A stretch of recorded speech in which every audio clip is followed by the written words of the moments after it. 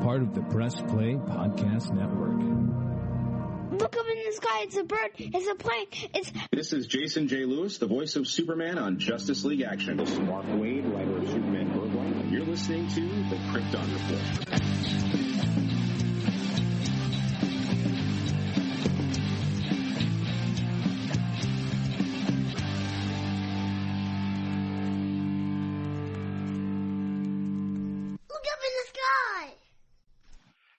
Before we begin today's podcast, I'm going to get real for a second. I'm actually outside taking a walk. It's what I do when I have stuff on my mind. This is kind of a moment of silence for a podcast that I have been looking forward to recording for a while. They kept getting delayed. As some of you may know, a podcasting friend of ours, Charlie Esser, had passed away. He was the host of Super Connectivity and part of the Capes of Lunatics. I just did a tribute podcast to him. For years, Charlie always defended Superman 3. And I always said, Charlie, we're going to have to actually podcast on it, you and I. It's like a really good conversation. And I put it off because we didn't line up our schedule when we did our commentary track for it. And then this year was the 40th anniversary. And I remember I was sitting in the car and it popped up that it was the 40th anniversary on my phone. I was like, oh, yes, I knew it was coming up. Now I got to email Charlie. Let's get this going. You know, I always say that that's my least favorite. And I was like, I'll rewatch it and Charlie and I can discuss it. And just moments later, I found out he passed. Now, what I want to say is just don't take people for granted. You know, podcasting is cool because I connect with people from all over the place. I mean, you've heard me tell my stories of how I met James and how I appreciate that guy. He's probably not going to hear this, but who cares? Phil, my friend, next year will be 10 years of podcasting. But even the people closest to you that you see every day, and that may be your neighbor, your best friend, just enjoy every minute. Respect the time. Don't leave out any regrets for if that person just was gone. Don't have stuff left in the future that you never got around to doing. So I mourn the loss of someone who had a great podcasting voice and insight. And just remember to take care of each other.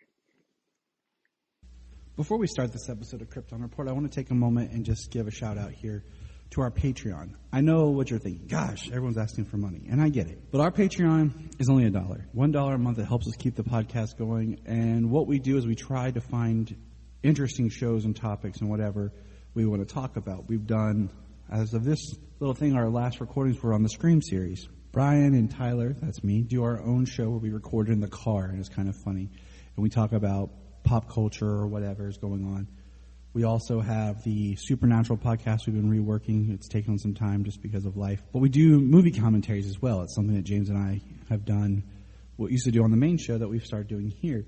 So for $1 a month on our Patreon, you can get those shows. There's at least 4 a month. Also, there's my movie pitch show that I do. But also, what we want is if you're a Patreon, you can come on. You can come on the main show if you want. Or if there's something you want to come on and talk about, we can do it as a Patreon special. So all I want is for $1 a month, think about chipping in, joining our Patreon, and you have a voice to be a part of things. Follow the link in the link tree or in the show notes below, patreon.com/KryptonReport. Welcome to the Krypton Report podcast. I'm your host, Tyler, the Superman of Blue, the man of tomorrow. And with me, as always, is the man in red with a beard. The Superman of red. That holly jolly fat man, Mr. James Cole. We're a little far off from Christmas. We're almost at Christmas with July, man. It's always Christmas in my house, giving and happiness and love and goodwill towards man, you know, all that good stuff. Oh, that's great. I just want to say it's nice to record when there's a little bit of sunlight still left outside. Usually we either record like late at night And sometimes we try to record in the morning, but doesn't always work out. But this is nice. This is nice. A little bit of sunlight coming in through here. But my plants are overgrown, so my window's starting to look like a forest. So it doesn't matter. There's sun shining through. You can't see.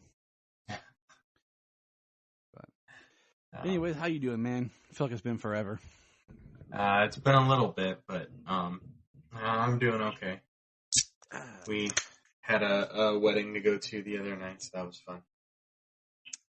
Crack a cold one. And by cold one, a fresh, refreshing Coca-Cola. We are also taking sponsorships if Coca-Cola wants to sponsor us. You know what? I'm addicted to Cherry Coke, and I would happily praise your product for money. Just give me a shout, and it'll be there. But hey, man, we got a lot to talk about, kind of. Some interesting points going on. And we're just going to kind of dive into some news and really random stuff. But are you ready? I'm ready.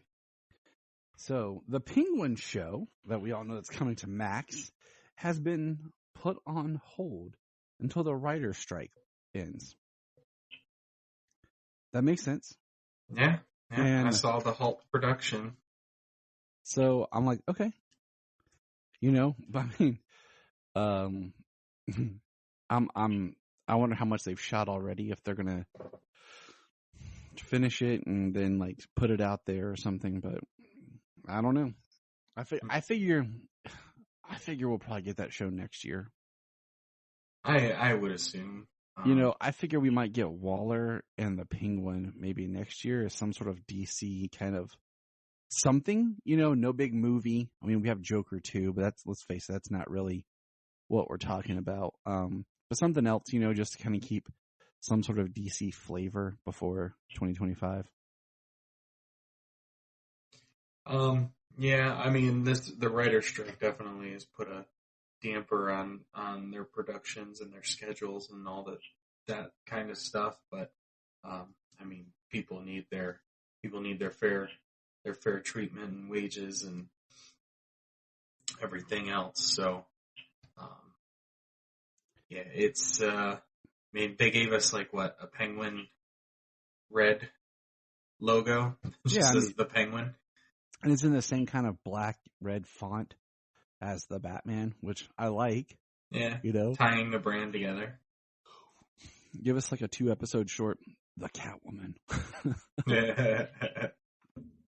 Everything's just going to be the. Yes, the White Stripes, the Sums, Green Day 75. If you understand that reference, you're a cool person. Let's see what else we got here. So this has been leaked. The cast, this is what we kind of theorized. The cast that's leaving Superman and Lois is going to be Sam Lane, the Cushing family, the Irons, and Chrissy Beppo are all being removed from being main cast members and could be slotted as just returning or guest stars. And we're one episode away from the finale of this season. And some people have theorized, are they going to move the show to Metropolis or something? Because of the Lex Luthor, and not because all those characters make up Smallville, So it's interesting, those storylines, what will happen with them. But it looks like we'll be maneuvering away from them being main cast members. And I mean, this season already, we've had 2 or 3 episodes without John Henry. Yeah. So I'm kind of curious what that's going to be like for the next season. Right. Well, I'm curious as to how it's going to go as it is, because like the main villain of the season has been Mannheim and everything, and he kind of surrendered himself in that last episode there. So. And we'll get into it like with this episode where I think they're really setting the seeds for next season. So, but I just thought that was interesting, We kind of theorized that they would kind of use them more as guest stars and weaved in. Yeah. I wonder what I just wonder what the plan is for next season. I don't know. Probably have to wait till after the writer's strike. So it's gonna be interesting. You know what's so funny is like we were about to after this we're gonna get we're gonna have to find a way to find a show to continue reviewing, but we're gonna have My Adventures with Superman, which I don't know how many episodes that will be, to hold us over, and then we'll figure out what to do after that and Ruby Spears. And there's always comics, of course. We know people, we know. But this was interesting. There was some sort of like Warner Brothers thing. Like I saw one post, so I'm going to repeat it. And if I'm wrong, I'm wrong. But it was an announcement about animation projects. And all it said was, I looked for a bigger article, was Beast Boy, Lone Wolf, My Adventures with Superman, Batman the Caped Crusader, the Merry Little Batman film, which looked atrocious, with a Bat Family spinoff, Kite Man, hell yeah, and Creature Commandos. And I was like, okay, well, that's interesting. But there was a quote from Bruce Timm about Caped Crusader is everything he wanted to do in the original Batman the Animated Series, but couldn't because it was on the kids' channel. Now, what does that mean to you, James? Because it was on a kids' channel. Ugh. I mean, I'm guessing they wanted to do stuff a little more of a mature angle. I'm like, man, please don't tell me you're going to try to go back to like you did with the Killing Joke and have Batman trying to bang Batgirl. I'm like, come on, Bruce Timm. Like, give us I want a good Batman the anime. I want a good cartoon I can watch with my children and just enjoy. Like, Beware the Batman was too weird and dark and not fun. Justice League Action was awesome and you guys canceled it. It's like, and Batwheels is like just too odd. Like it's even my kids are like, like your daughter's probably like, F that. Like, she watched a little bit, but she didn't follow it too much. She's like, show me the real Batman. I don't care about his car. She's not really only one, so it's just. That's why she's like, that's what makes it so funny, James. She's the audience. She's the audience, and she's like, eh. So I don't know. I'm just kind of like, okay. But we did get that Harley Quinn season 4 will be dropping on July 27th. So, yay, Harley Quinn. James' favorite show. He loved that special, holiday special. Him and Bane. It was hysterical. I mean, I'm looking forward to season 4. I mean, it's going to be interesting. But speaking of 4, I guess there's a 4-hour cut of The Flash. And I listened to a Real Blend podcast with Andy Muschietti, and he talked about a scene that was cut that talked a little bit more about Bruce and what Bruce had been into. And by Bruce, I mean Keaton Bruce. Right. And I hope it's released. Because I really want to see it. But I found most interesting was them talking about how they did the Ezra and Ezra stuff. So I would really like to see that as a special feature. Yeah. I'm looking forward to seeing some of those special features for the Flash. The poor Flash is not doing so well at the box office. And I mean, I saw one person hypothesize about like the importance that we don't think about for marketing of like late night TV. And since the writer's strike, there is no late night TV, and how that's a way to promote a film and, bring awareness to something. And I was like, okay. But I'm just like, even with the Ezra of it all, like, I just don't know why this movie is not doing better. I do think it's an oversaturated month, with there being something every weekend. And people are just now getting back out to the theaters on a more continual basis. Right. Maybe not going to the theater every single weekend. But, I mean, let's look back like Dungeons and Dragons. That was a fun movie. But we didn't get to make it to the theater because that entire month, March March was packed. You know? And then the week after was the Mario movie. And then there was like nothing. So, I don't know, like, you know, competition is good, I get that, but spacing your film out that you have a chance of doing well. You know, when Blue Beetle comes out here in August, I think in August there's Blue Beetle, The Meg 2. I thought there's one more thing that comes out in August that is more general audience-ish. So, I don't know. But I'm sorry for everyone who worked hard on The Flash. Yeah. I mean, I am as well. It's the movie is better than the box office is showing. Kind of the same thing we had said about Shazam. You know, the movie's better than that, but you know, it's hard to say. There's a lot of factors that can really push this movie, or that has pushed this movie away from general audiences. And, you know, I put out a thing today. I was like, you know, I wonder how fast they'll put it out on digital. Because, like, Black Adam was like a month, right? Because it came out October 21st. And it was on digital right before Thanksgiving. So it was like a little over a month. And Shazam was under a month. Super Pets was under a month. Super Pets was like 3 weeks. It was because that was like insane. That was a quick turnaround. What was it, like maybe 23 days, or was it less than 3? Because it was like we went and saw it, and then we went the next week, and then I think like the week after that,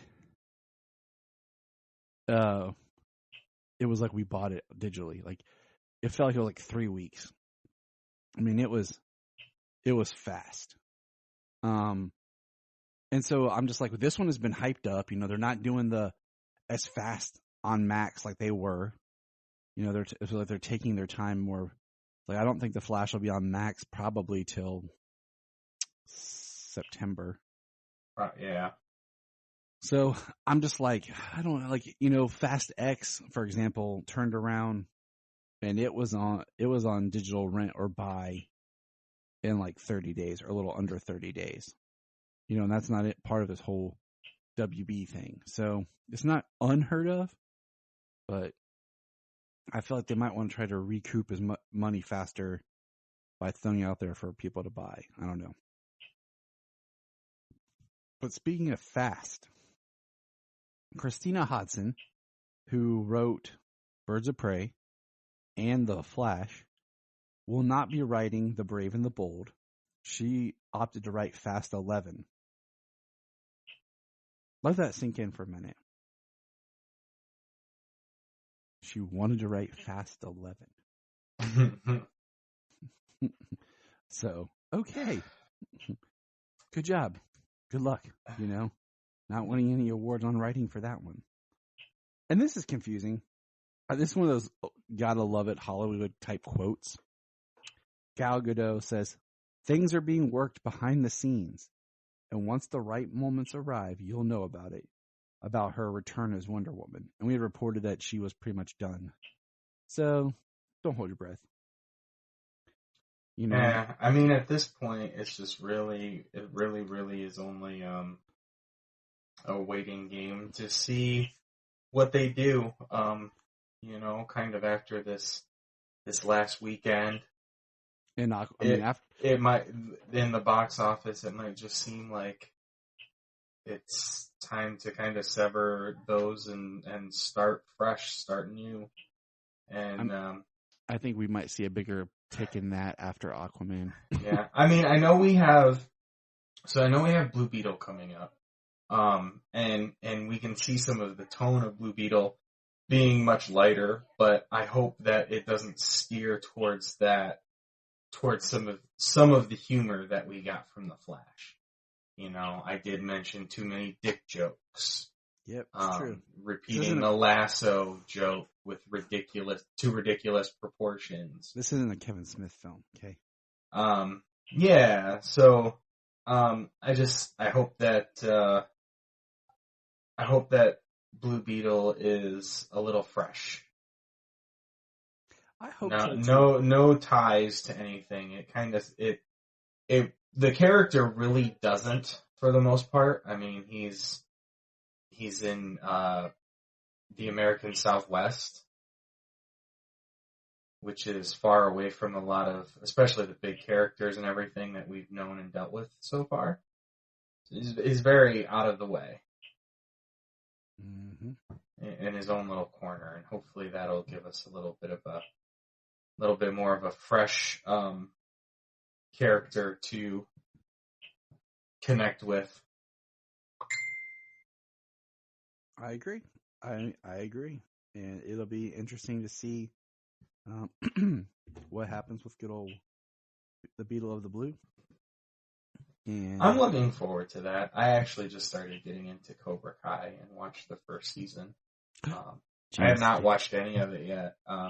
I've always been interested, but I didn't have YouTube Red when it started, so I never really watched it. I never got into it, and then, a few years ago in like 2020 when it dropped on, maybe 2020 when it dropped on Netflix, I was interested, but I never got around to watching it, and obviously, with this movie coming out, kind of forced my hand, and I was excited to do so, and I'm enjoying it so far.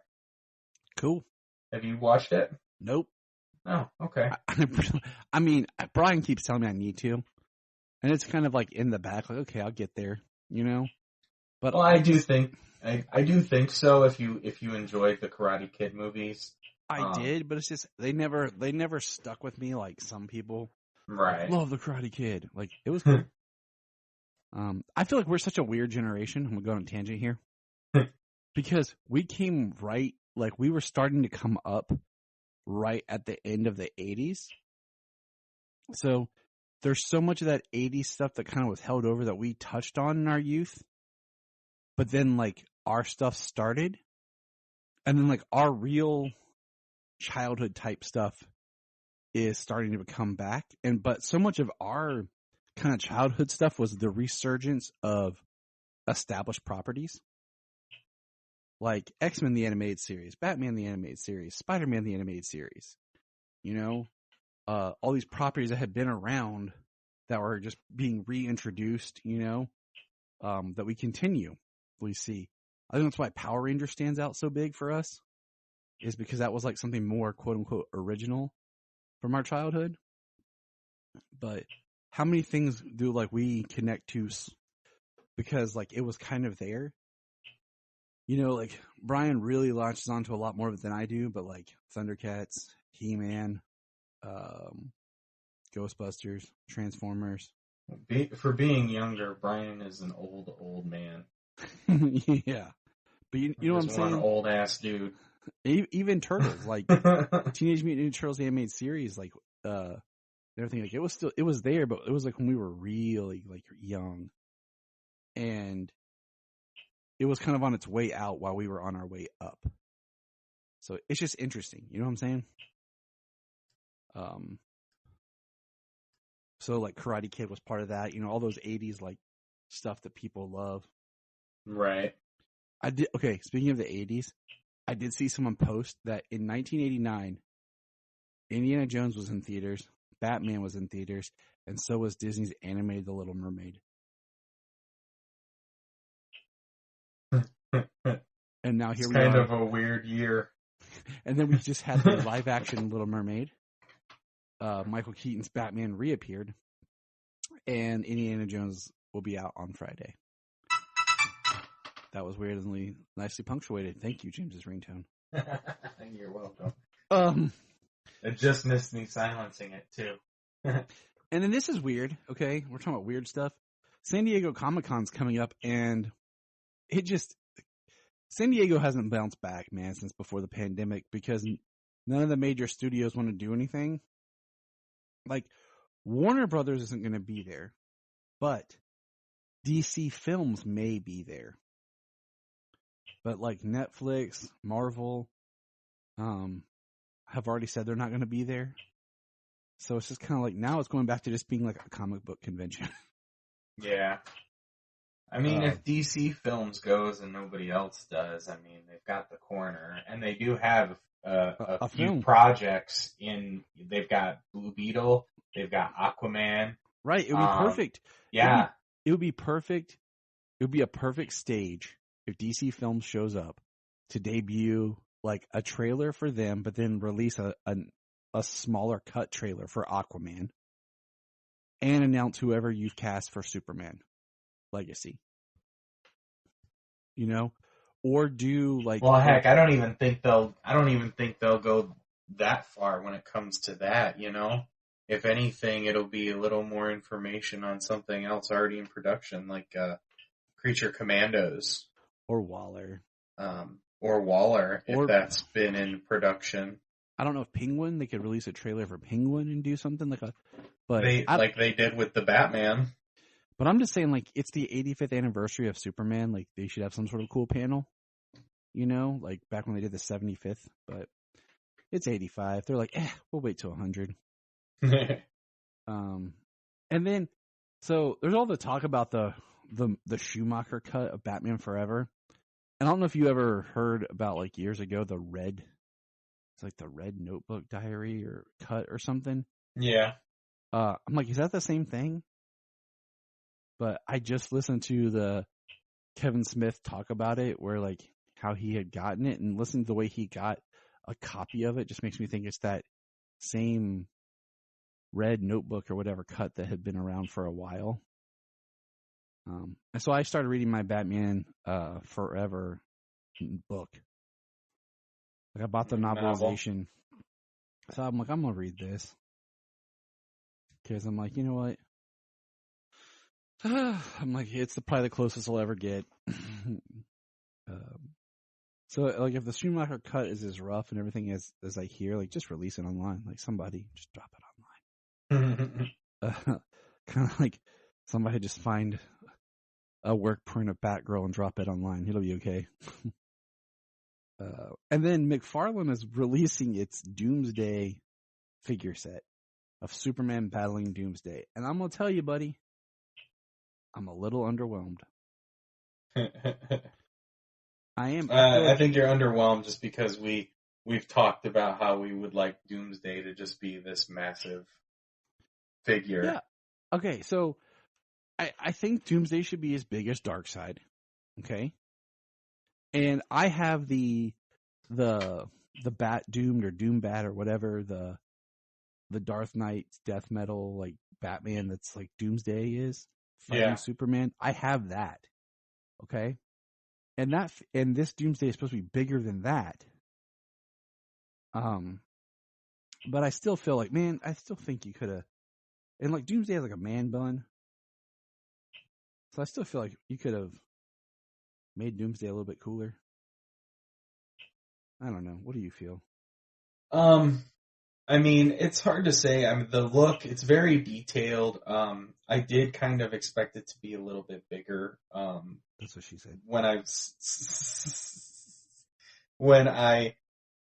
they showed the scale of standing, like Superman standing next to Doomsday, I expected it to be a little bit larger, but like to see how it actually stands up next to some of the other figures.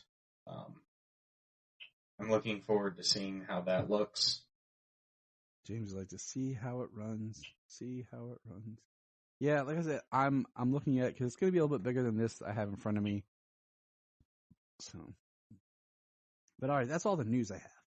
Now it's just time for random discussion topics that I've typed out as I've been thinking about stuff.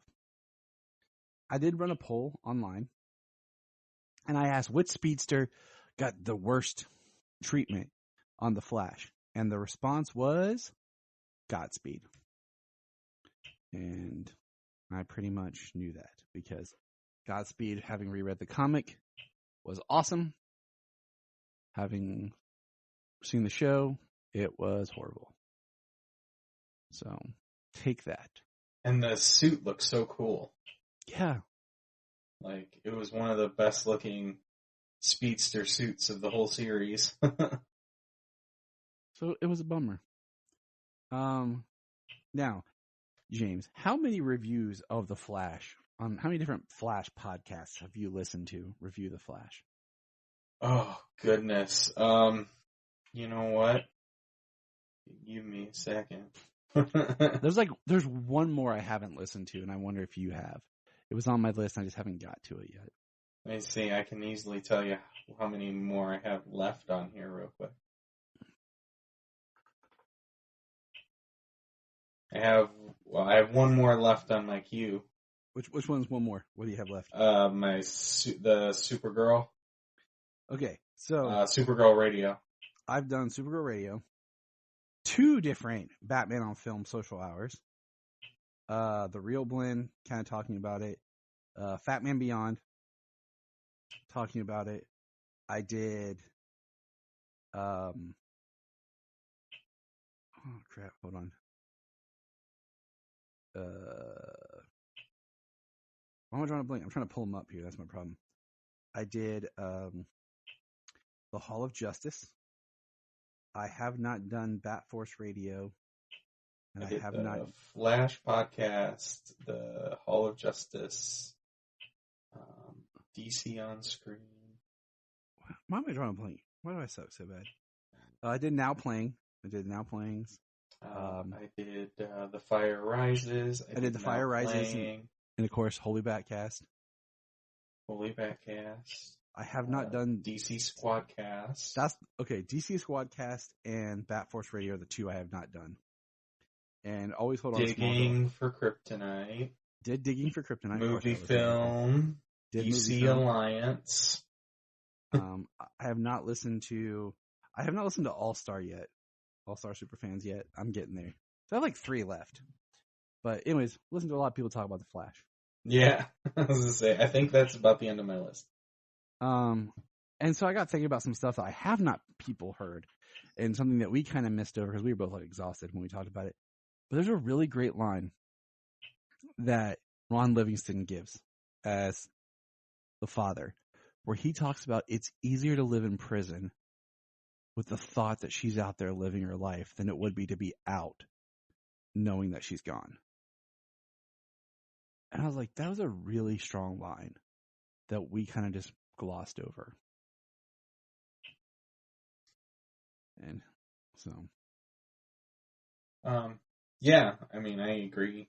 At least I can imagine she's out there. Right, exactly. I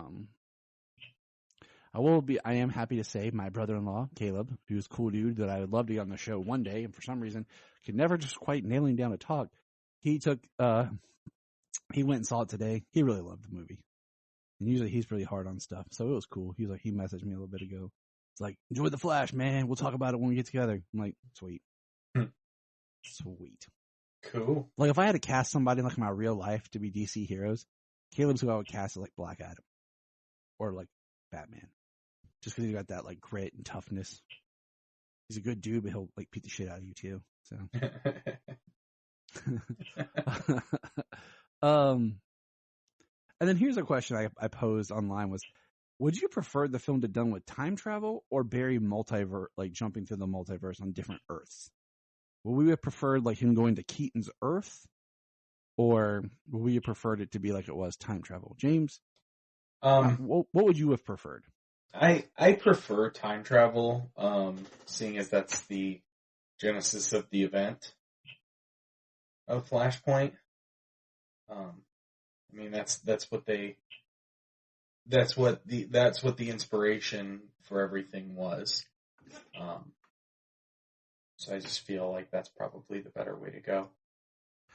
I kind of went back and forth at times because I like the time travel aspect, but just for something different where he goes to an Earth and finds an Earth where his mother lives, but then that Earth is threatened and the only hero on that Earth is an old Batman.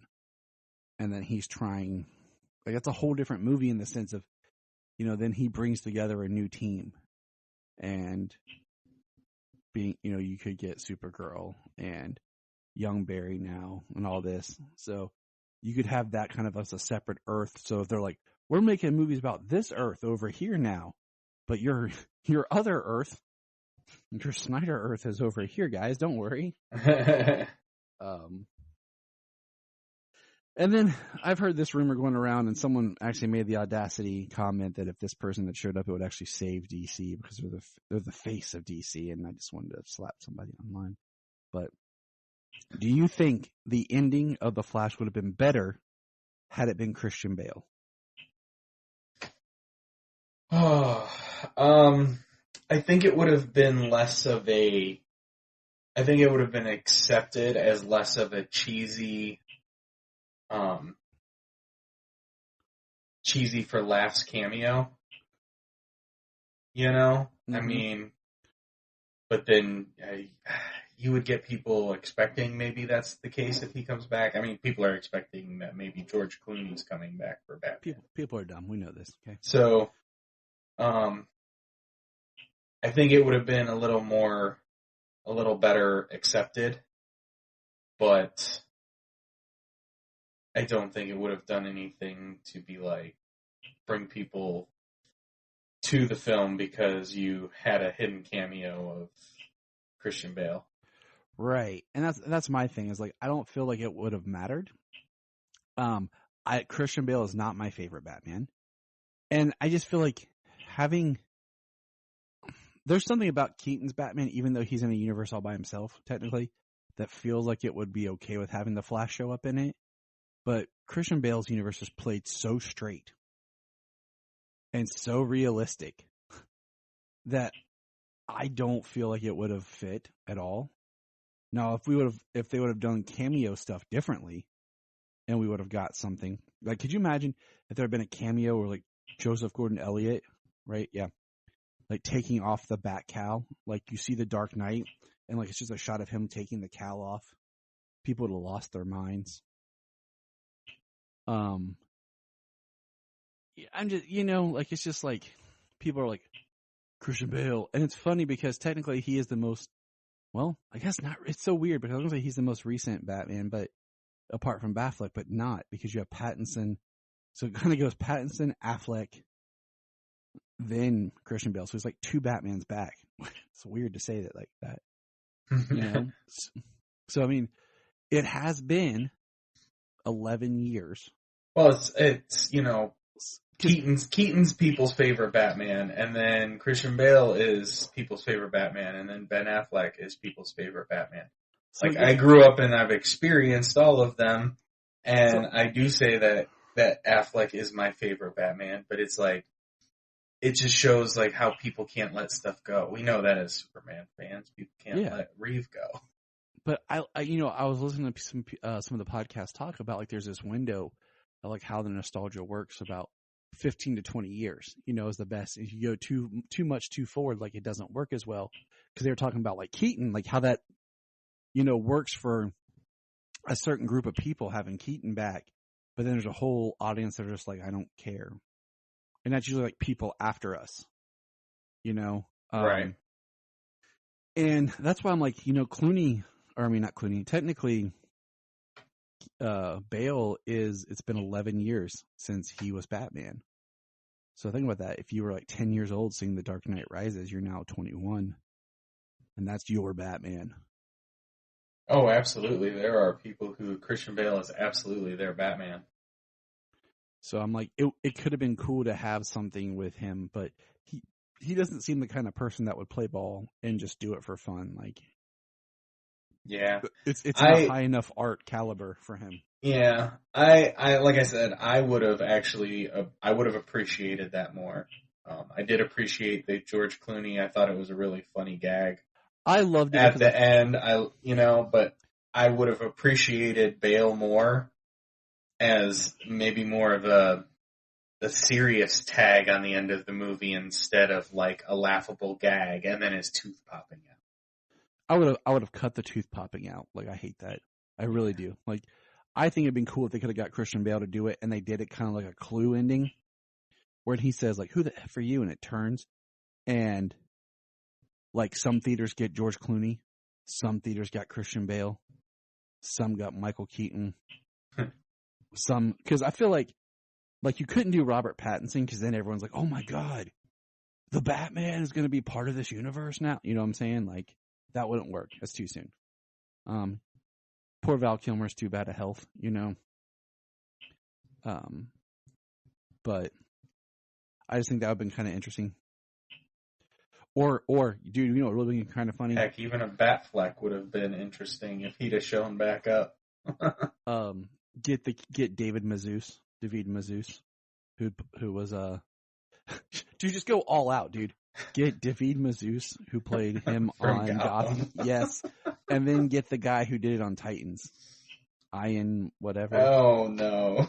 Ian Glenn? Yeah, Ian Glenn, yeah. You know how much I hate him as Bruce Wayne and everything? Like, yeah. Just make it like every theater got a different punch ending. So it's just kind of like a ha-ha, like, you know, because we've pretty much realized, like, this isn't going to go anywhere and continue. And we've strayed from the original plan of what this movie is going to do.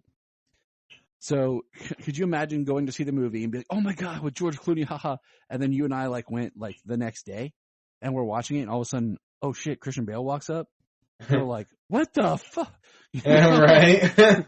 Like before the internet could catch up with everybody, like, and we realized it was like four different endings. Like, but anyways, yeah, I just feel like if Bale showed up, it becomes like, oh, he's back. Oh my God, Christian Bale's back as Batman. If it was Pattinson, it's like, oh man, they're bringing the Batman into this universe. Yeah, with the Clooney thing, it's kind of just like, oh, well, that means nothing. It's just, and it also kind of gives like this nice wink smile to Clooney in recognition because I enjoy George Clooney as Batman. I think he pulls off a really good Bruce Wayne.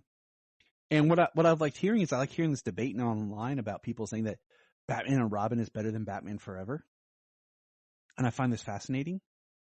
Because they said Batman and Robin knew from the beginning what tone it was and what it was going to be. You know, Joel Schumacher made it the way they wanted it. But Batman Forever was trying to still be serious and dark, but with humor. And at times the tone is off because it was trying to do two things. And I find that very interesting. But hey, we got some. Well, Batman and Robin is certainly if you play with all your action figures and you do all kinds of stuff, whatever you want to do, going from one set piece to the next. It's true. But all right, so now it is that time of the show where we talk about Superman and Lois, because I told you we had a lot of weird tidbits to talk about. But Superman and Lois, episode 12, Injustice. Not the video game, people. Not the video game. It says, Lois and Clark clash with Jordan over his carelessness around using his powers in public. And finally, after 17 years behind bars, Lex James Luthor is set to be released from prison. I'm just saying this how I picture James if he went to prison.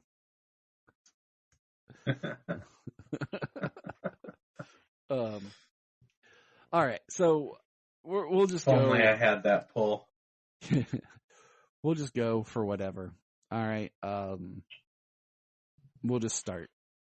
This episode was good. It was interesting, but let's talk about the elephant in the room. Chrissy Beppo. I mean, not enough of her in this episode. You know what I'm saying? Like, she was really missed. Yeah, I don't hardly recall. I'm just joking. You don't get to care, okay? Kyle Cushing, he carried this show on his back. But no, Lex Luthor. I'm gonna let you talk first. I've been talking a lot. I'll let you talk. Go. Well, I mean, like, you brought up the Kyle Cushing thing. Like, there's a moment in this episode where he's talking to John, and he kind of makes it seem in a way that could be taken like maybe you're getting special treatment because your dad is Superman. And it got all the way back to, he was talking to Jordan about it, and Clark heard, and he went to Kyle, and like a whole kind of like misunderstanding. I feel that was a common theme throughout this episode of people, issues with communication. Yeah. Well, I mean, in this episode, Jordan just completely ignores any communication. Yeah. You know, disobeying his parents and his granddad, and like purposefully revealing himself. Yeah, he does. And I mean, that comes from being a teenager. And I mean, when he landed there right next to the truck and everything, right next to the overpass, I was like, oh, you little shit. I mean, part of it's coming from being a teenager in our day and age, where, you know, you want attention, you want credit. And it is just kind of funny because, like, he does have a mask and goggles and everything, keeping him a little bit more, you know, covered. But Yeah, and everybody calling him the Samaritan, Smallville Samaritan. there's a Superboy term thrown in there. Yeah. So, but man, I want you to talk about Lex Luthor. No one cares about anything else in this episode. This is all that counts. Okay, so Lex Luthor is released from prison. He has made arrangements to have his release hidden, so news outlets and people won't be searching for him until after he's done what he deems necessary, which is walk from prison to the Kent farm to demand Lois retire. Because it was her words that put him away. He doesn't want to see her words ever printed again. Yes. I thought it was interesting, like, because once again, this kind of makes me think, like, where's Metropolis? Where's Smallville? Where's the Stryker's Island? Yeah. It didn't look like it was on an island when he got released. But he just started walking. It looked like it was a county over from Smallville. Like, he knew how long it would take him to walk there because Otis was to arrive shortly after he did. I like how Otis appears in the episode, how he basically beats Otis into submission to being his minion. So he's got like the whole prison in submission, you know? Once again, Lex Luthor has a beard. This is just a new thing now. First, it starts off as a little small facial hair with Cryer. And I feel like John Cryer's Lex is awesome. I still think he's kind of my favorite. But he stayed on Supergirl too long. They started to dumb him down, like they did everybody on that show in the last season. But we'll let that go. And then we got Titus Welliver with his big beard. Now we have Michael. How do you pronounce his last name? I don't want to mess it up, but with his beard, but he was blonde. You know, Lex is supposed to be a redhead, man. And we see him actually shave his head because he wants the clippers from Otis. And he tells him he's going to give him. He said, "I'll give you $5 for him." And then you find out, like, they call him the devil. And what's interesting is when he goes to the warden, he tells the warden to dial this number. And the warden's like, "That's my home number." That's my home number. And, like, basically he's got men at the warden's house ready to kill the warden's family. So the warden basically just turns over the prison to Lex. And we see the Lex having the guards beat the Otis and other inmates in. And what's interesting is he has them beaten in a way that he had told them earlier. Like, you'll lose your teeth. You won't be able to walk. Yeah, the one guy's in the wheelchair. The other guy's got his jaw wired shut, trying to talk through it. Mm-hmm. So, and then we see, like, Lex taking over, and we see him shave his head. We see him, like, use some other prisoner as a seat. Yeah, as a chair, and he freaking beat him. And he's been there for 17 years, because he makes... Later, when he confronts Lois and Clark, the boys, "You got pregnant, had 2 boys." And we find out Lex has a daughter. Who was 14 years old. So, I'm going to put James on the spot. James, do some math. Oh, Is his daughter 41? James. Daughter, what? Sure want to do that math, buddy? Nah, 31. This is why James doesn't know how old he is, or I let him do any of the accounting. That's funny. You're just trying to make fun of me for what I did it before. Nah, I'm just messing with him. I can't do math when someone puts me on the spot. Like the kids will ask me stuff, and I'm like, don't ask me. I have a mental block. But yeah, so his daughter is like 31, and we see a picture of her, what she looked like back then. And I was like, man, what we needed was like some really cool, like, reveal that Lex's daughter's like been around the whole time. We didn't know it was his daughter. But then I was like, there's no character other than Chrissy. Yeah. And there's no way that picture, that girl grows up to be Chrissy. So that doesn't work. But yeah, I'm curious, with Lex's daughter and Lex, just his whole demeanor. Like when he showed up at the Kent farm and Jordan's upstairs listening, Jonathan and Jordan are listening. And he's making threats and demands, and he's like, I'm going after Superman next. And I'm just like, nobody knows where Lex went. So what if Clark just heat visioned and destroyed Lex and Otis and just like evaporated them forever? I mean, if he was Ultraman. Jordan just drops down and just and he's like, what? You're welcome. Flies off. I mean, that's kind of what they did to us on Titans. Like, here's Lex Luthor. There was Lex Luthor. Yeah. So yeah. Blood from the inside out. But what do you think about his Lex so far? Well, I mean, he's definitely dark, They've referenced him being like the devil. Like he's definitely an evil character. Very malicious. The fact of all the inmates standing at attention at their cells and one being his stool and stuff, like, I think it's very excessive in showing how in control of everything he can be. Yeah. Do you like his Lex so far? I like his portrayal so far. The way he's played the character, the confidence, even when he's being beaten, because he still has a plan in mind. Mm-hmm. I enjoy his portrayal. That's a little separate from the presentation we're given.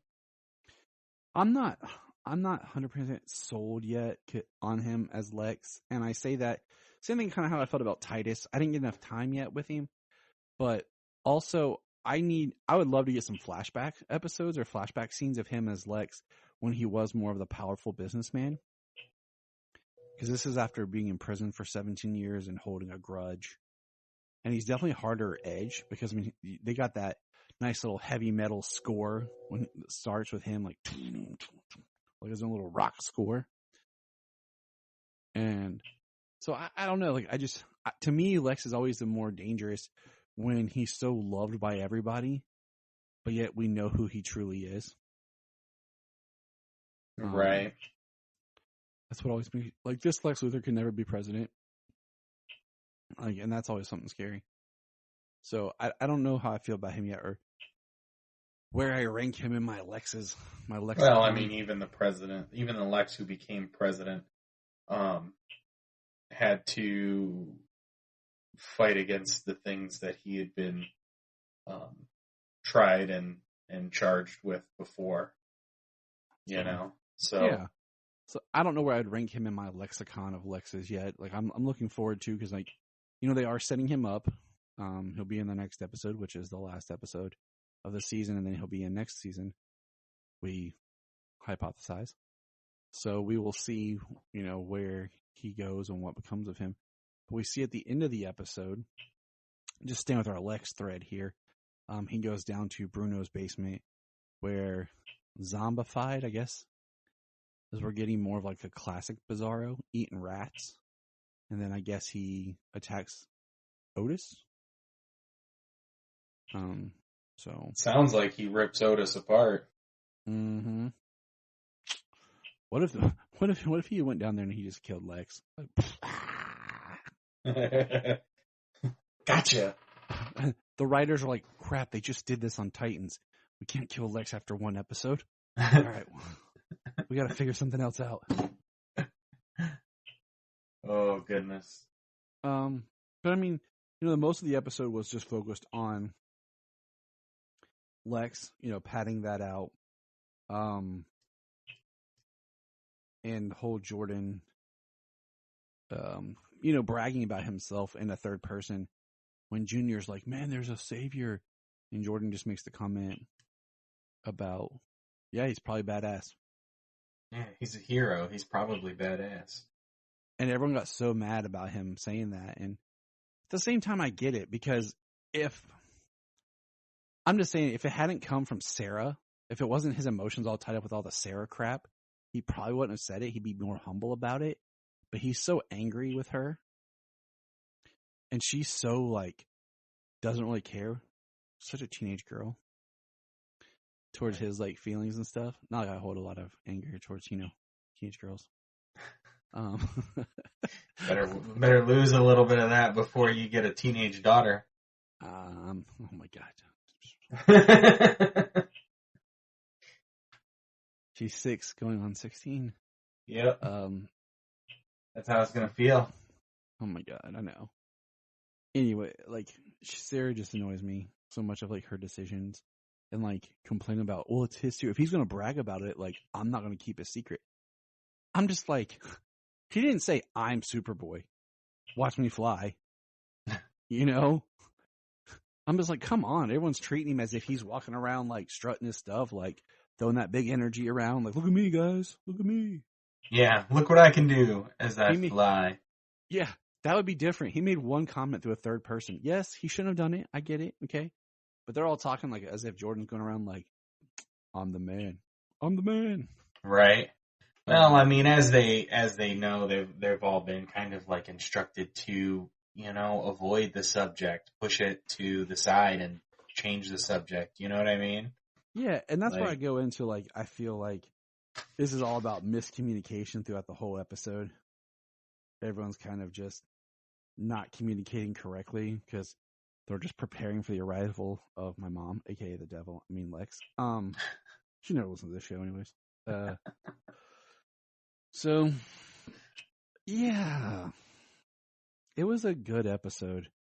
It was one of those episodes where if it had been any other show, this would have been the mid-season change. You know what I'm saying? Yeah. Where we have a villain for the first half of the season, and then it leads to the creation of the second villain, and then it goes into the second half of the season with the second villain. Right. And this is not exactly this is kind of a last episode was kind of the end of the season ish, and this is the 2-part epilogue that's going to lead us into the next season. Right. Well, it's the first season it was stopping everybody from being possessed by the Eradicator and turned into Kryptonians to take over Earth. And then the second season was stopping the merger of the Earths. At this point, there's not this catastrophic Earth-ending event that we're trying to avoid coming in this final episode. Right, thank you. So it's actually personal. Yeah, it's small and it's personal. And there'll be some fight with Bizarro Superman, something where Bizarro Superman will end up turning into Doomsday or something. It'll be a big brawl. And this is where Segel comes from the future and helps Clark, and we find out it's actually a Krypton prequel. Or Krypton sequel. Nice. That's my theory. Yeah, it won't never come true, but that's my headcanon right now. Hey, I mean, as it is, the way the worlds kind of look, the production quality, you could make this down the line from 200 years ago on Krypton. Yeah, for real. It'd be cool. But yeah, I'm just trying to think. Like, there wasn't. It's one of those, like, there wasn't a whole lot going on with the Lois story. That what we did get is a really good intro of just her in the healing process, and Clark taking care of her, washing her hair and things, and yeah, it sounds as if she's either writing in her own journal or she's writing her own story. Mm-hmm. Kind of sounds like that's the way her narration was. But the big part of this was the Lex of it all, and building him up and introducing him. And yeah, I mean, they couldn't think of anything more badass than him walking. First thing him doing, walking to Lois. And during a twister, okay, a twister comes out of and Sam Lane. Did you get some Man of Steel flashback? Sam Lane getting out. Getting people to an under the overpass, you know? Yeah. And I'm just like, well, I was looking in the back of my head. I was like, dang, how early did they know he wasn't coming back next season? They about to take Sam Lane out with a twister. Like they just went in and edited it and was like, wow. Okay, they're like, we're going to cut you out of the final episode. We're going to have you just get sucked up by a twister. And then of course, Clark and Jordan end up inside of it and trying to stop it. So. Yep, they use their speed and their breath to stop the twister. I'm just kind of like, I've watched The Flash way too much because I'm like, shouldn't he just run around the opposite direction like Barry would? You know, like fly around it and just dissolve it. Well, if you remember in the Superman Returns game, when you have to fight the twister, you have to use your heat vision and your cold breath to balance it out, so that way the crazy spinning dissipates because you fix the warring of the hot and the cold air. Guy can't do math, but it's breaking down the science of hot and cold inside a twister. I mean, he's a man of many talents. People. You got me on a night when I'm burned out. I love James. I'm just playing with him. I'm not trying to put him down. We're just having fun here. No, don't you remember the end of that game? No, I don't. Oh, okay. Well, I do. Because it was horrible because the final boss was a twister. I played it hit and miss because of that time where I didn't own a video game system. My brother did. So I think I only owned like Mortal Kombat, Armageddon, and a Seen It movie trivia. Yeah. And I rented the Superman Returns from Blockbuster. I mean, it's a cool thing when your Superman character can't die, but you've got to save the city. Like the city is the life meter. It kind of sucks that game you can't buy and like download and play on an Xbox One. Like I looked. It sucks. Yeah, you need a 360 to play it. Just like I need a 360 to play my Marvel Ultimate Alliance. Some bullcrap, man. That's how they get you. Well, they had it, okay? Somebody had it and they did like a remaster, and then there was something to do with the rights through like Raven or Ravensoft or whatever the company was. And so like they remastered it and they sold it digitally on like PlayStation 4 and Xbox One. But now they no longer have the rights for it, so you can't actually buy it anymore. But it was done in a way that you can only play that version. You can't play like a backwards compatible disc from the Xbox 360. So I can't play that on my Xbox One. I think that's just wrong. That's a whole nother story. Because bringing it back to Batman, like all things in life, they seem to do. They're doing like the remastered of all the Arkham games are coming to Switch. But they still can't remaster and put out a new edition of Arkham Origins, which I really loved Arkham Origins. I think it's a combination of, it was the first Arkham game I got to buy new. I love that it's set at Christmas. I love the snow in Gotham. And I was just so hyped when it came out for that winter feel, you know? And I hate that they have not made it available for like digital or nothing. You know what I'm saying? Like they haven't put it is backwards compatible though. So if you do have, I don't know about PlayStation 4, but if you do have an Xbox One, you can get an Xbox 360 version of Arkham Origins, and you can play it and download the backwards compatibility. It like upgrades the graphics and things like that. But you can play Arkham Origins on your Xbox One. Well, let's just go on to GameStop tomorrow. Because I bet they have it cheap. All right. Thanks, James. Peace. You're welcome. GameStop's closed. You might want to wait till tomorrow. Yeah, Game On is my place for like if it's past the newest gen, I'm going to Game On. Okay, so let's get into some comics here. I have not finished Superboy 3. Did you finish it? I'm not really like, I'm not into the story as much as I wanted to be, so I just haven't been following it as hard. Did you read it? I did read it. Give us your James quick review. James quick review. So throughout this story, John is basically, we start where they're on the run from the Coon Space Force. Superboy is taking on the whole armada.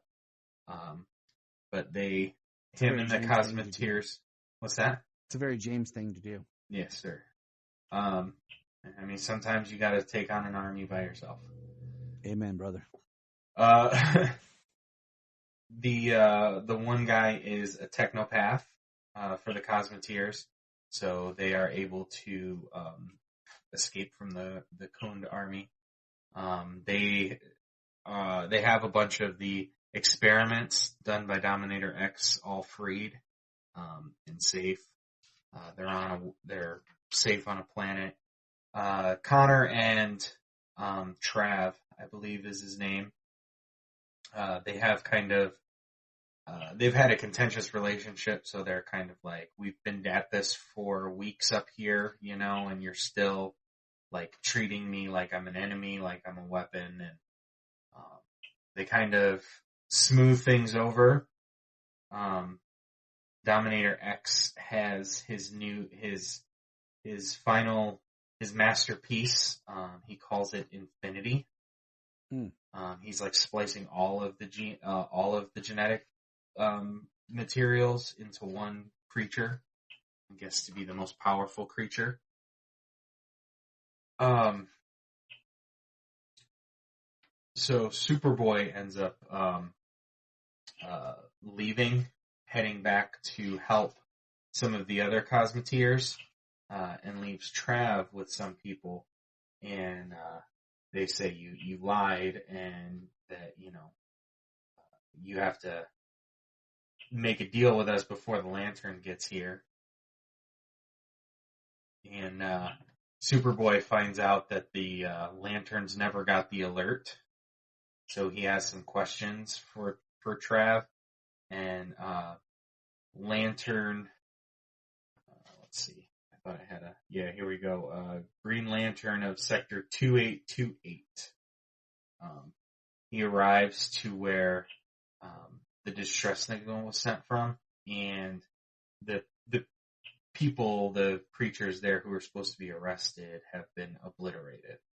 And Green Lantern says, alert any lanterns in the nearby sectors. The Cosmeteers are wanted for murdering prisoners of the Green Lantern Corps, and we're bringing them in. Next, Infinity strikes.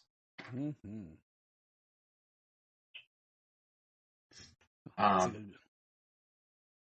Well, so Superboy in this story, he's wanted to kind of like find his new place, but in this story, people kind of point out like he's kind of repeating what he's done before, joined a team, saved some people, that kind of stuff. So it's still a story about Superboy trying to find his place in the universe and among the super family. It's true. It is true. So this one was a quick read. What did you think of? Okay, you read Steelworks #1.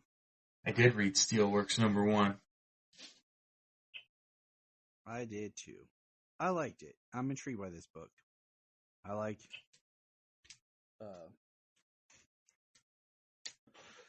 John Henry. I think he's a good character.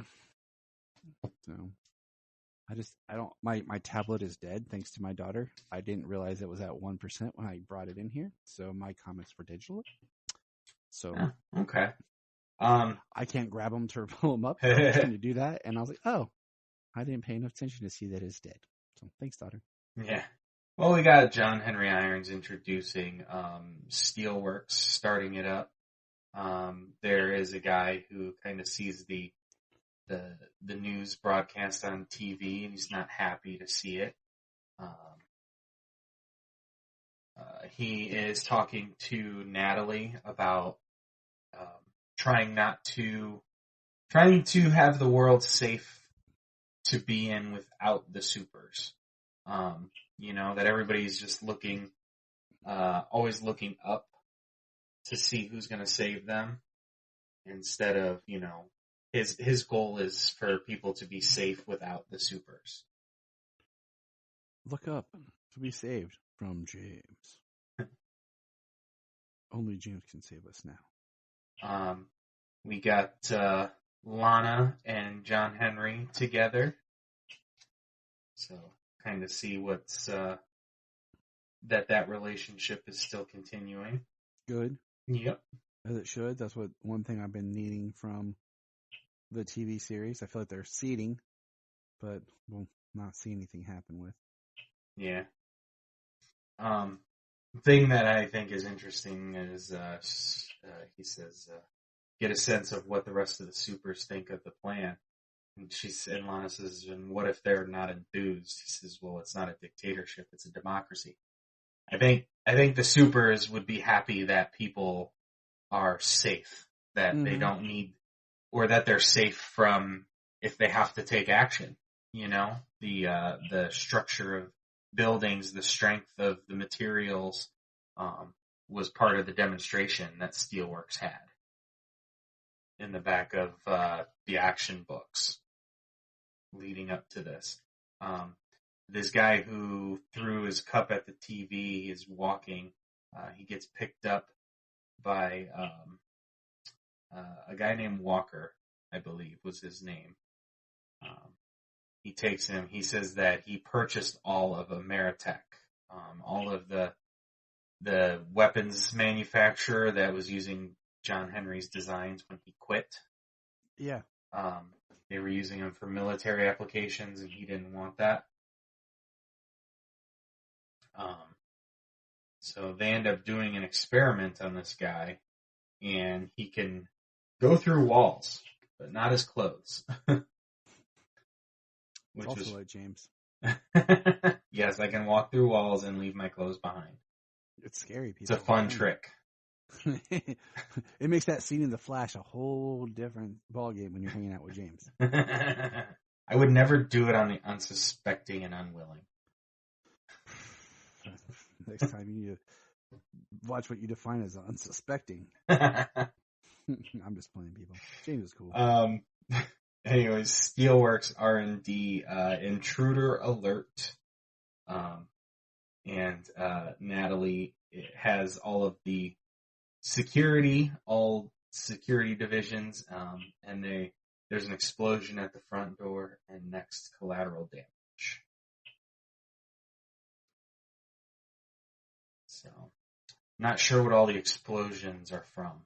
We kind of end there. The guy runs away, and I don't know what his powers are or what's going to happen. He was listening to Baby Shark. He was running away. Baby Shark. Exactly. Yeah. They were playing that and throwing candy for the kids at the wedding. I just like somebody posted in 10 years that songs going to drop out of club and people are just going to lose their junk. Oh, Lord. All right. So anyways, Steelworks is cool. We did read Superman number 5. I liked Superman number 5. This book was... I wanted to message you as soon as I finished reading it because I was so excited. but you hadn't read it yet. So Yeah, I read it this morning. So I was so bummed because I was like, "Oh my God, James!" Yeah, it was a really good book. It just, I don't like. It just we do enough of these. Like you start to see patterns in the story where you're like, okay, but man, so this book I'm gonna try to do it by memory, okay? Because I don't have it in front of me thanks to Selah. Basically, it starts off with him fight. It starts off with like a quick condensed version of how Jimmy met Siobhan and how they fell in love. And they hadn't said it to each other yet. And you feel like Dr. Farm had came to her and basically said she was going to help him stop Superman or he would kill everyone she loved. So it means he's going to kill Jimmy. And Silver Banshee. Yeah. Right? Yeah, Silver Banshee. I don't know. Too many colors. Basically is fighting Superman, and it was really good because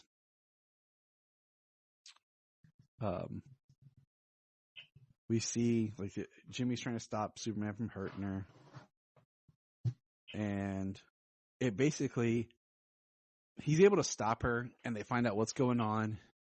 Supercorp has a gun to like take out every one of Superman's villains. He's like, "Do you have a gun for everything?" Like, yes. Right. And yeah, he's like, how have you already produced all this stuff?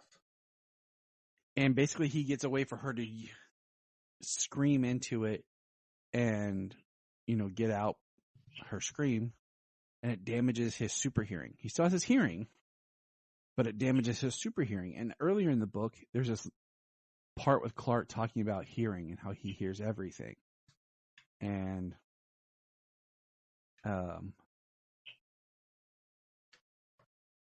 so, and then it damages his hearing. And I'm trying to remember because I don't want to jump to the end yet. But basically at the end, he's at the club seeing Siobhan's van with Jimmy and Lois on a date. And it's parallel. Like you have 2 panels per page. One's Clark, one's Lex. And Lex is going back to a cell and he's trying to talk to Superman, but Clark can't hear him. And we see how happy Clark is. With everything because he's not, he doesn't hear the whole world. He doesn't block it out. And basically, the book ends with Lex getting shanked in prison and bleeding out, saying, "Save me, Superman," and he can't hear him. I was like, "Dag, that's good." Yeah, that's a cliffhanger ending, especially since to be continued in Superman 2023 annual in August and Superman number 6 in September because Night Terrors. Yeah, I'm trying to figure out how we're going to do this. With Night Terrors, if we're just going to kind of touch on it, or we'll wait till like the event's over and then go back and hit the event or whatever, Yeah. I definitely I'm trying to figure out why they're doing Night Terrors in the middle of July, like June, July. Like, yeah, it should have been lined up for October. Should have been a September, October. Yeah. Yeah. So. But yeah, we'll figure out how we're going to do this because it's definitely a cliffhanger to leave you on. But I like seeing Silver Banshee. She's definitely a character I feel like needs explored more.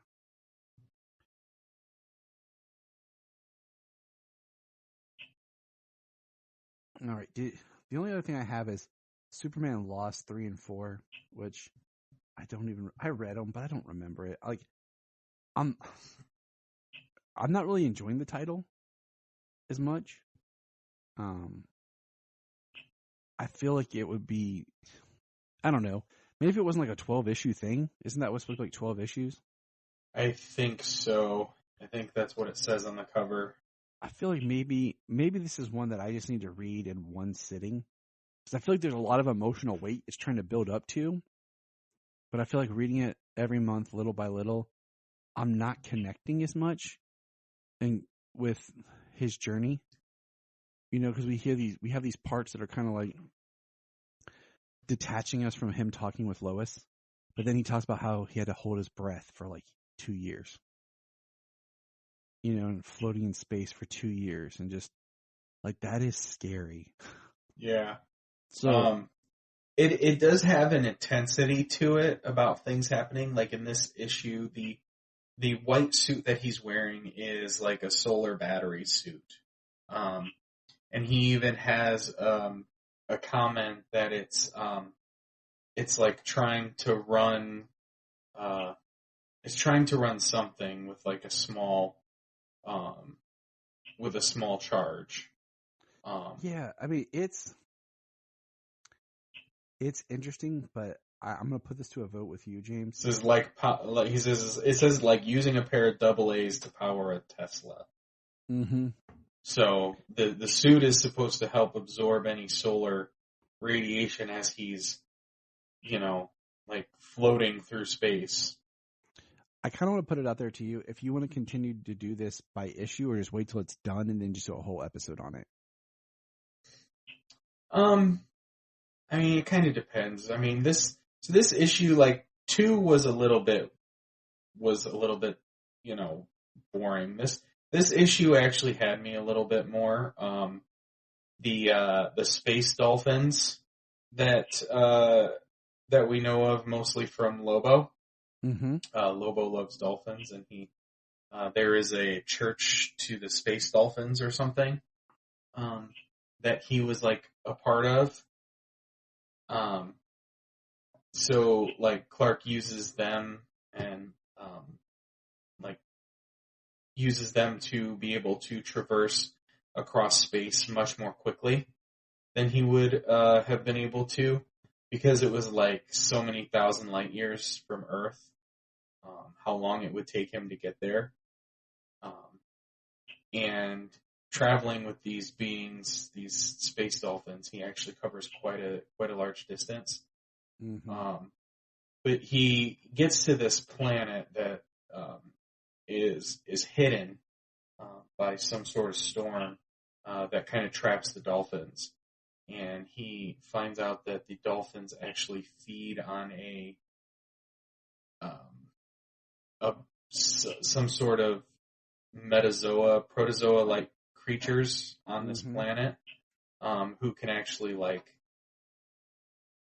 bond together to create, like, they create giant sand or stone Superman and Lois, because they've kind of got like a telepathy thing going on. So he's like, he wants to save them from the dolphins and get the dolphins free of the trap, to try and still use them to be able to get home. And they end up taking off without him, and he can't keep up. And he seems like lost in space again, but this time without all of his belongings. His rig that he was carrying with him that was helping him survive got caught in their wake and dragged away. Yep. So there's a level of intensity to this story. There is, and I think that's why, like, I'm saying, like, I kind of want to just wait till it's done and sit and just experience the entire journey. Yeah, we can do that. Because, like, I feel like I get hit with this intensity, but then it's so long to the next book that I have to, like, get myself back there. But I feel like if I was just reading it continual, I would just be there. So that's what I'm saying. Like, that's what I would prefer to do.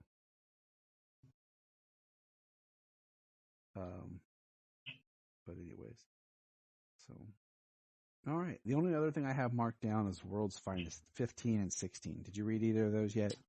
So 15 is out on the app. 16's not out. 16's not on the app. That's right. Yeah, and neither was number 4. Superman Lost number 4. Yeah, that's just released. Since we're just doing the app stuff. Yeah. There's a few books here that we talked about that we had our hands on that we got when they came out. But these other books we're talking about on Ultra. Because I love having Ultra.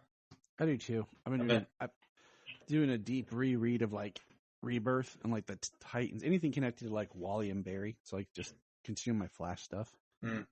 Well, that's kind of a big deal in the dawn of DC because there is no Justice League right now. Titans is kind of stepping up. Yep, I have been reading Titans. Yeah, I read. I don't think I read issue 2 yet, but I did read issue 1. I think issue 2 just came out this week. It did. But yeah, I'm enjoying World's Finest, and it's kind of weird because it's like it plays into stuff, but at the same time, like it's still kind of in the past. So, yeah, this issue was kind of cool. We have the Ultra Metamorpho or yep, Amazo. Yeah, Meta Amazo or whatever it was. Mm-hmm.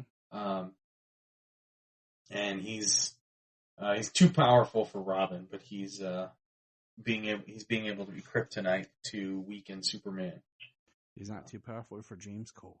Metamorpho and Batman show up, and Batman's wearing a suit of armor of all of the Metal Men. He's able to rescue all of the Metal Men from their vats and be able to create them in armor.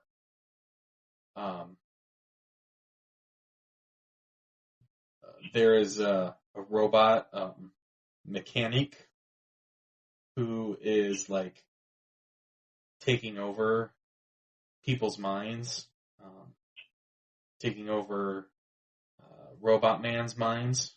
Got an appearance of Doom Patrol here. Mm-hmm.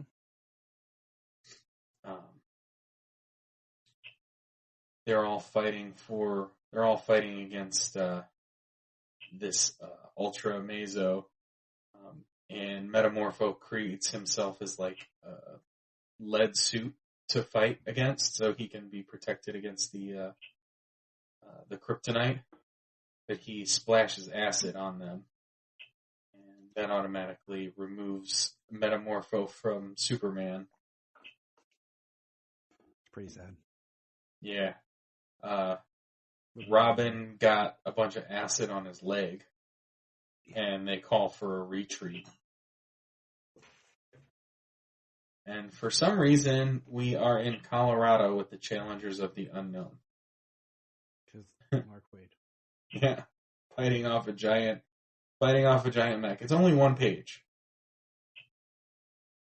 But I mean, he brought in the Doom Patrol and Titans and Metamorpho and Amazo and all of that within this run. So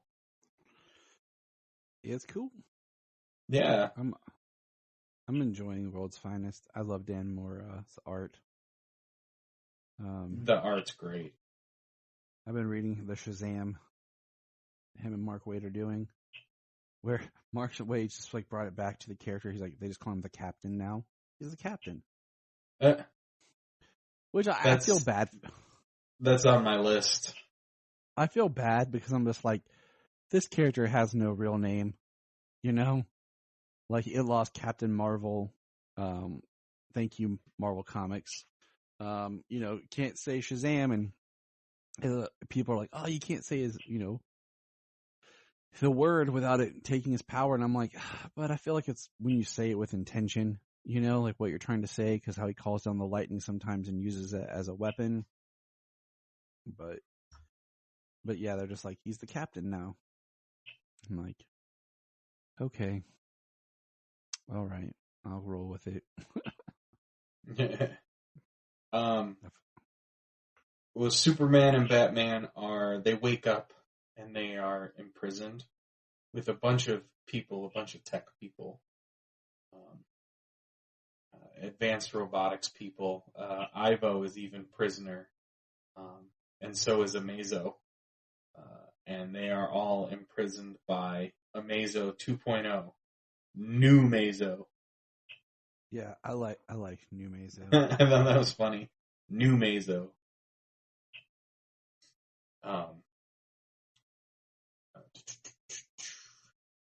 Robin is trying to find Supergirl, believing that Supergirl can help him since Batman and Superman are lost. And the Batmobile is taken over. Gets that purple light like all the eyes had, that were being controlled earlier, like Robot Man. Mm-hmm. And the Batmobile is driving head-on to a wall. It's Rise of the Robot Overlords. It's the end of World's Finest. You know that he's doing a World's Finest Super Sons book? Good. Coming up in a couple of months. Mark Waid is. Good. So, yeah. It's kind of getting a big old resurgence there at DC with a lot of books. Yeah, Mark Waid is back and reshape. I mean, I feel like Mark Waid kind of just is helping reshape DC with the dawn of DC. Right. I mean, it kind of seems that way. It's, you know, he wrote a lot of the Lazarus Planet and is writing a lot of books post Lazarus Planet. And his World's Finest and Batman vs. Superman run has helped lead up to that Lazarus Planet event. Yep, it did. It was the Devil Neza surprised us all.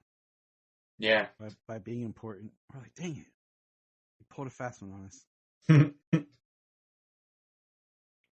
All right, here. Yeah, that's pretty much all we got. We're all kind of caught up for now. Like I said, Superman Lost, we're gonna wait and we'll do it as an entire episode and just really kind of dive into the meat of the story and really kind of let that story connect with us. Right. I think the idea of him, you know, being gone for 20 years to him, but for her it not being but a second. It's like it's like the Odyssey in a way. Yeah, I mean, I think it's a very impressive, a very interesting concept, very interesting idea. But you know, it's kind of the journey as a whole, I think, is how you want to reflect on it as opposed to each and every step. Mhm. Mhm. I agree. All right, everybody. Thank you for listening. We are now going to curl up and fight crime. Ready, James? Let's go. We'll fight crime in my dreams. Yeah, that's what I do. You don't fight crime in your dreams? It's flying around, kicking butt, taking names? I do. But all right, everybody. Tune in next week as James and I will be excited for the finale of Superman and Lois. And then July is going to kick off, and we'll be reviewing, of course, My Adventures with Superman. But we got some fun activities, some lively discussions coming up in July. I hope everyone enjoyed Flash Week and listened to our past episode where we talked to Mr. Black Lightning himself, Cress Williams. Until then, remember, Look up in the sky. we just want to say, if you've enjoyed this podcast, please check out other podcasts on the Press Play Podcast Network.